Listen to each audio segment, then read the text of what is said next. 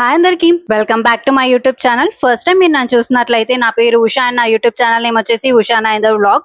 So ఈ రోజు మనము హైదరాబాద్ లో ఫేమస్ ప్లేస్ అయిన చౌమల్ల ప్యాలెస్ చూద్దాము.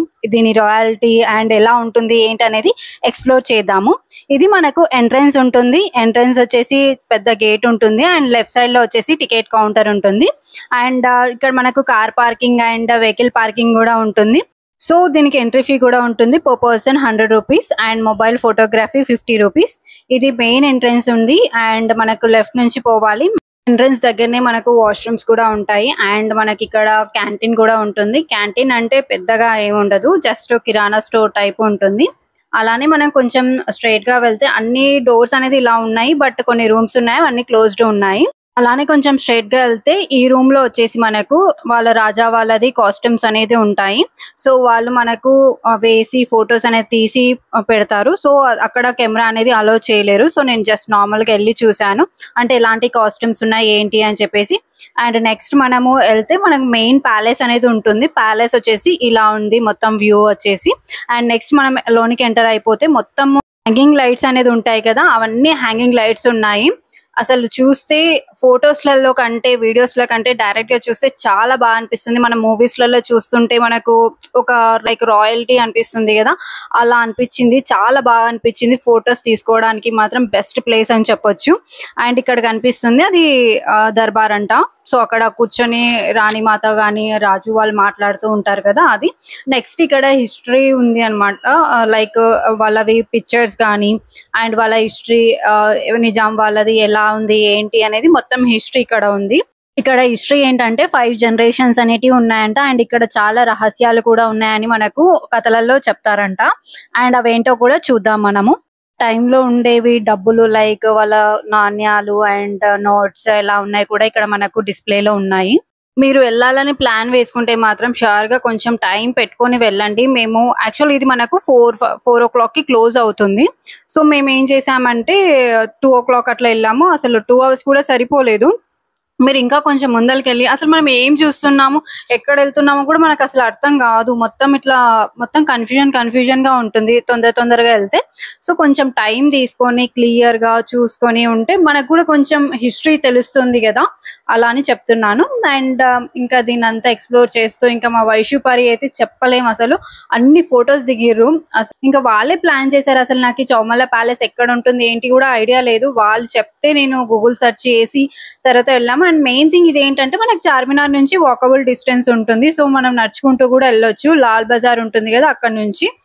అండ్ ఇంకా మా వైషు నాకు ఎక్స్ప్లెయిన్ చేస్తుంది ఇక్కడ ఇది అని చెప్పేసి. అండ్ నెక్స్ట్ మనము ఇట్లా స్టెప్స్ ఉంటాయి, స్టెప్స్ నుంచి పైకి వెళ్తే ఆర్ట్స్ ది ఏరియా ఉంది. సో మొత్తం అక్కడ వాళ్ళ ఆర్ట్స్ అనేది రాణి వాళ్ళది రాజు వాళ్ళది అన్ని ఆర్ట్స్ అనేది వేసి పెట్టారు.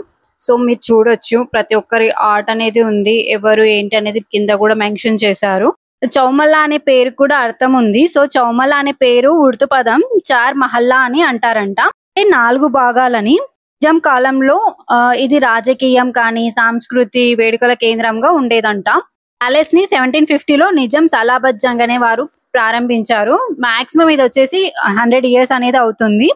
అండ్ 1857 లో పూర్తయింది అనమాట. ఈ మహల్ ప్రత్యేకత ఏంటంటే ఇది పర్షియన్, ఇస్లామిక్, రాజ్పూత్, యూరోపియన్ స్టైల్లో నిర్మించారు. Next crockery items. అసలు మీరు చూస్తుంటే అర్థమవుతుంది, చిన్న క్రాకరీ అసలు చాలా బాగున్నాయి క్రాకరీ ఐటమ్స్ కూడా. ఈ క్రాకరీ వేరే దేశాల నుంచి తెప్పించినవి అంట. సో మనకు డిఫరెంట్ వెరైటీగా అనిపిస్తుంటాయి. మనము అంటే మన నార్మల్గా ఇప్పుడు కొంచెం క్రాకరీ అనేది మనం చూస్తూ ఉంటాం కదా బయట, బట్ ప్రీవియస్ గా ఇలా అసలు ఉండేటివి కావంట. ఓన్లీ రాజులతో ఉండడం అలా ఉంటుంది కదా, అలా అన్నమాట. అండ్ మీరు ఒక్కొక్కటి ఒక్కొక్క విధంగా ఉంది, ఒకసారి చూస్తే అర్థమవుతుంది. ప్లేట్స్ కానీ మొత్తం క్రాకరీ ఏదైనా సరే. అండ్ నెక్స్ట్ ఇక్కడ మీరు క్రాకరీ సెషన్ లో వస్తారు కదా, అక్కడ నుంచి కిందికి ఒకసారి చూడండి, చాలా బాగుంటుంది. ఇవి చూసారా కప్స్ ఎంత బాగున్నాయి.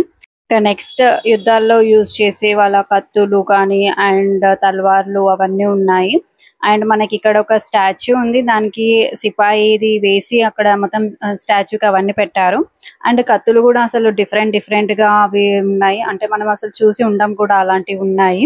అండ్ అక్కడ నుంచి మళ్ళీ ఇంకా ఉన్నాయి అన్నమాట, అంటే వాళ్ళు ఎలాంటివి యూజ్ చేసేవాళ్ళు అప్పట్లో గన్స్ ఉండేటివి కాదు కదా, దీంట్లో బుల్లెట్ వేసి చేస్తారు కదా అలా. అండ్ ఈ బీరువాలు చూసారా ఎంత స్ట్రాంగ్ గా ఉన్నాయి. నార్మల్ గా మన బీరువాలు చూస్తే ఇట్లా సౌండ్ రావడం అలా ఉంటాయి, కానీ ఇవి ఎంత స్టాండర్డ్ గా ఉన్నాయంటే పట్టుకొని చూస్తేనే అర్థం అవుతుంది కదా.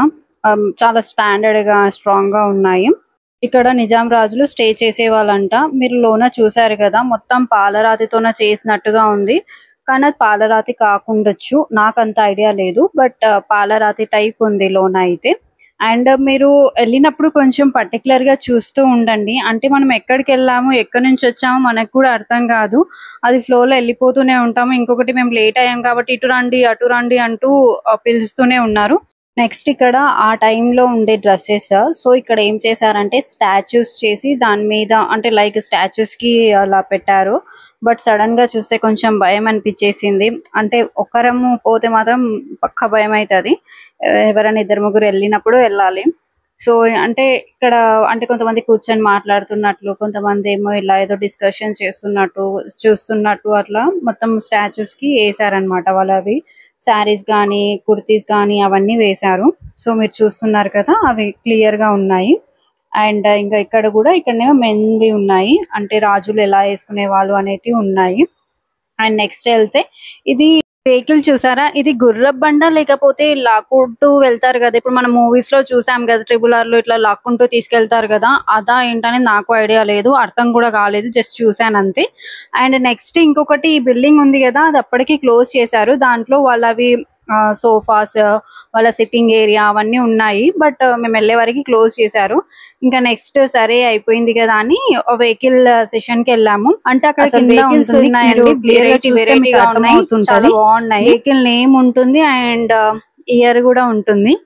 అసలు ఇవన్నీ మూవీస్ లో చూస్తూ ఉంటాం కదా, అసలు అంటే ఏదో అనుకుంటాం కానీ లైవ్ లో చూస్తుంటే చాలా బాగా అనిపించింది.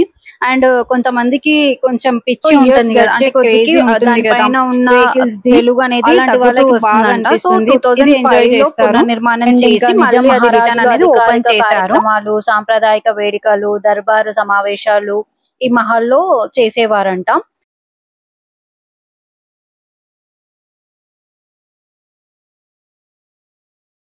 చూస్తున్నారు కదా కార్ లో ఎన్ని డిఫరెంట్ వెరైటీస్ ఉన్నాయి. దాంతో పాటు మనకు బైక్స్ లో కూడా ఉన్నాయి. బైక్స్ లో కూడా వింటేజ్ కార్స్, వింటేజ్ బైక్స్ అలా ఉన్నాయి అన్నమాట. సో అది మనకు చెప్పడానికంటే చూస్తేనే చాలా బాగుంటుంది.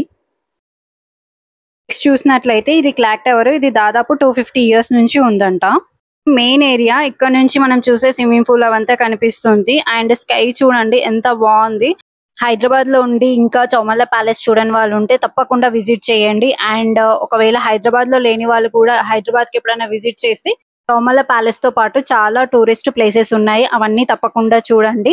వీడియో అండ్ నా ఎక్స్ప్లెనేషన్ నచ్చితే షూర్ గా కామెంట్ చేయండి. మరిన్ని వీడియోస్ కోసం నా ఛానల్ ని సబ్స్క్రైబ్ చేసుకోండి.